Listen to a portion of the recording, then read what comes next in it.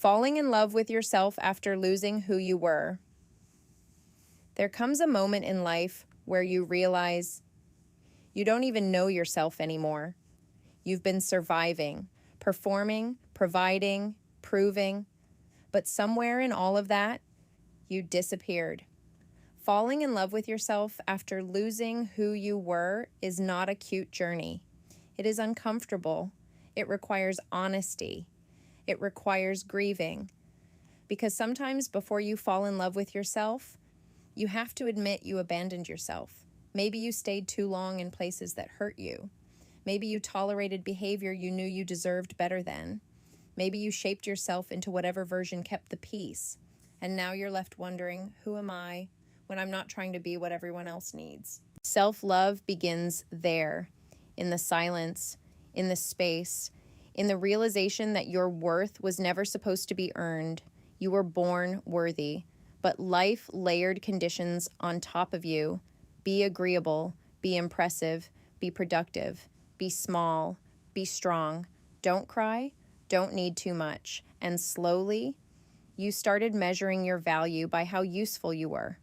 Falling in love with yourself again means dismantling that. It means learning to sit with yourself without distraction, without constant validation, without applause. It means noticing the voice in your head and asking, is this my voice? Or is this an old echo of someone who criticized me? Healing self-worth means becoming aware of your inner dialogue. Do you shame yourself for resting? Do you replay mistakes like they define you? Do you expect perfection but offer yourself no grace? Loving yourself deeply means becoming your own safe place. It means saying, I am allowed to be a work in progress. It means forgiving the version of you that made decisions from survival. You did what you knew at the time. You coped the best way you could, and now you know more, so you can choose differently.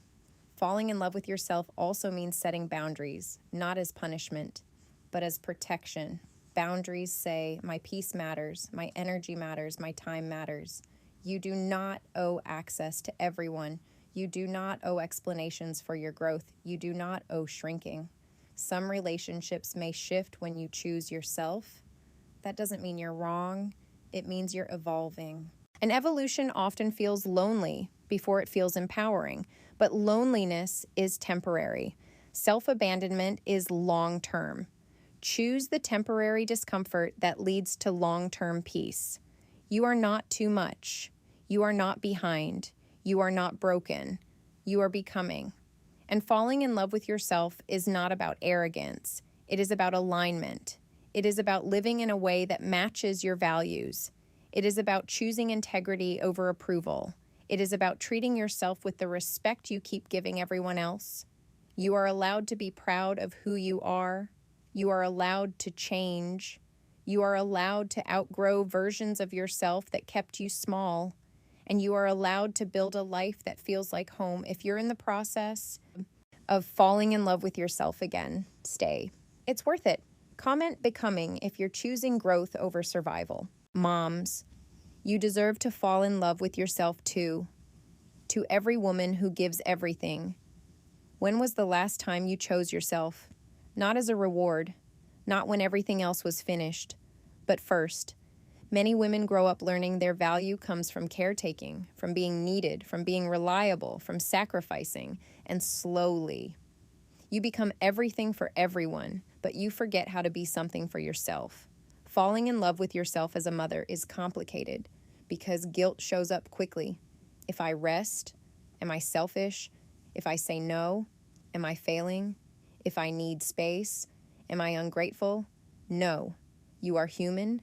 Your identity does not disappear because you became a mother. You are still a woman with dreams, with needs, with boundaries. Self-love for moms is not spa days. It is permission. Permission to say, I matter too. Your children do not need a perfect mother. They need a regulated one, a self-respecting one, a boundary-setting one. When they watch you honor yourself, they learn to honor themselves. Falling in love with yourself is not taking away from your family. It strengthens it, because a depleted woman cannot model resilience. You are allowed to rest without guilt, ask for help, have interests outside of motherhood, Say no, outgrow roles, evolve. You deserve the same compassion you pour into everyone else.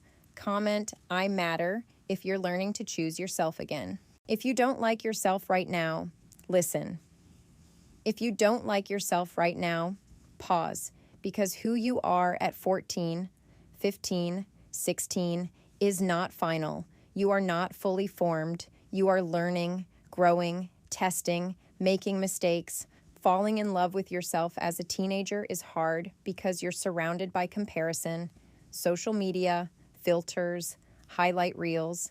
It can make you feel behind, not attractive enough, not popular enough, not good enough. But here's the truth. Your worth is not measured by likes, by attention, by relationships, by how many people approve of you.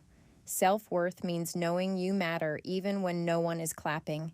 It means treating yourself like someone valuable. Would you talk to your best friend the way you talk to yourself? Probably not. So why is it okay to bully yourself? You are allowed to grow at your own pace. You are allowed to be awkward. You are allowed to figure things out. You are not too sensitive. You are not dramatic. You are human. And learning to love yourself now will protect you later. Comment, still growing, if you're choosing to be patient with yourself. When you were never taught to love yourself. Some people struggle with self-love not because they're insecure, but because they were never shown love in a healthy way. If you grew up walking on eggshells, if love felt conditional, if affection came with criticism, if mistakes were punished harshly, you may have learned that love must be earned, that safety must be performed for, that approval equals survival. So falling in love with yourself feels foreign, maybe even unsafe. Because if you were criticized constantly, your inner voice may sound like your past, and that voice feels normal, even if it's cruel. Trauma-informed self-love begins with this truth. Your nervous system adapted. You learned hyper-awareness, people-pleasing, perfectionism, over-independence, not because you were flawed, but because you were surviving. Self-love after trauma is not affirmations. It is safety building. It is reparenting yourself. It is saying, you are safe now. You don't have to perform anymore. You don't have to earn basic kindness. It is learning to soothe yourself instead of attack yourself. It is separating your identity from what happened to you. What happened to you is not who you are. Healing takes time. And self-love after trauma is slow, but it is possible.